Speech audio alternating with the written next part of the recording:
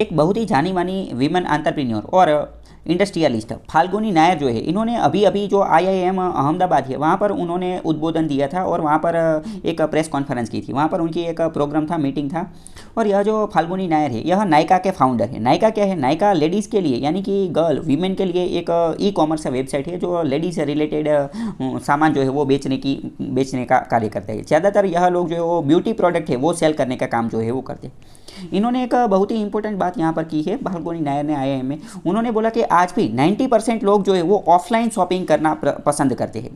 भारत की अगर बात करें तो अभी दिवाली का सीजन जो है वो आने वाला है और अमेजॉन, फ्लिपकार्ट जितनी भी ई-कॉमर्स साइट है वहाँ पर बिग बिलियन डे या फिर ग्रेट इंडियन फेस्टिवल नाम का जो बैनर जो है वो आपको दिख रहा होगा।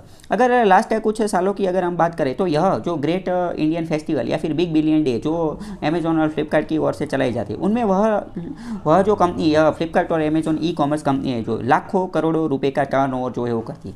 इनसे कई बार यह भी आरोप लगता है कि भारत का जो रिटेलर जो है उनको बहुत बड़ा नुकसान होता है, या फिर जो ऑफलाइन बिजनेस करने वाले लोग हैं उनको भी बहुत बड़ा नुकसान होता है। तो अभी फाल्गुनी नायर है, उन्होंने यह बोला कि आज भी जो है वो 90% लोग जो है वो तो ऑफलाइन शॉपिंग करना ही प्रीफर करते हैं। और उन्होंने यह ऐसे ही नहीं बोल दिया है, लेकिन अलग अलग तरीके से जो रिपोर्ट दिए गए उन रिपोर्ट के आधार पर किए।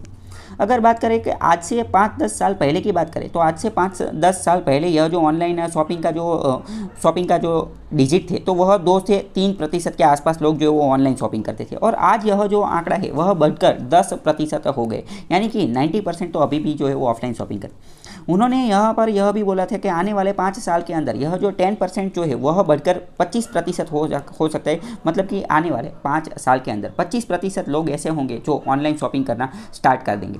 तो मतलब कि भारत एक इमर्जिंग मार्केट है, किस लिए? ई-कॉमर्स के लिए या फिर ऑनलाइन शॉपिंग के लिए। तो यहाँ पर 2-3 चीज़ें सामने आती है। भारत के अंदर अभी ऑनलाइन शॉपिंग ई-कॉमर्स के रेगुलेशन के लिए इतना जो रोबूस्ट, स्ट्रेंथन, मजबूत जो लेजिस्लेशन जो होना चाहिए वो है नहीं। दूसरी बात करते हैं यहाँ इन सब के, यह जो ई-कॉमर्स साइट होती है उनके लिए बहुत ही इंपॉर्टेंट चीज़ होती है डेटा, यानी कि इन्फॉर्मेशन, यानी कि माहिती। तो डेटा के रिलेटेड भी भारत के अंदर कोई जो कानून है वह है नहीं। दूसरी बात यह है कि कई बार ये लोग जो ई-कॉमर्स कंपनी होती है ये बहुत ही बड़ी होती है, बहुत ही जायंट होती है। तो कई बार यह क्या करती है, डायरेक्टली जो कंपनी होती है, मैन्युफैक्चरिंग कंपनी, फॉर एग्जाम्पल समझो कि मोबाइल बनाने वाली कंपनी है सैमसंग, तो और अमेजॉन यह एक ई-कॉमर्स कंपनी है। तो अमेजॉन क्या करती है, सैमसंग से डायरेक्ट ही जितने फ़ोन है, मान लो कि सैमसंग ने कोई एक गैलेक्सी M1 नाम का मॉडल बनाया, तो गैलेक्सी M1 का जितना प्रोडक्शन करती है, मान लो कि इन्होंने 10 मिलियन प्रोडक्ट जो है वो बनाई, तो अमेजॉन क्या करेगा, अमेजॉन सीधा ही 10 बिलियन सभी के सभी जो प्रोडक्ट है, जितने भी प्रोडक्ट उन्होंने बनाए सभी जो है वो अपने आप ही प्रोड्यूस जो है वो खरीद लेगा, यानी कि बाय कर लेगा। तो इससे क्या होगा कि मार्केट के अंदर अभी बेचने वाला सिर्फ एक ही बचेगा, अमेजॉन बचेगा। तो इससे भी कई बार जो है वो प्राइस डिस्टॉर्शन और यह सब कुछ होता है। कई बार कस्टमर को लॉस होता है, कई बार फायदा होता है। हालांकि अभी तो यह नासकेंट स्टेज में है, तो अमेजॉन और फ्लिपकार्ट अपना नाम बनाने के लिए डिस्काउंट और वो सब देते हैं। तो यहाँ पर CCI का रोल भी बहुत ही इंपॉर्टेंट हो जाता है, कॉम्पिटिशन कमीशन ऑफ इंडिया, कि जो भारत के अंदर कंपटीशन यानी कि जो स्पर्धा है उसको बरकरार रखने का काम करता है। तो यह सब डेटा आपको अलग अलग जगह पर काम आ सकता है।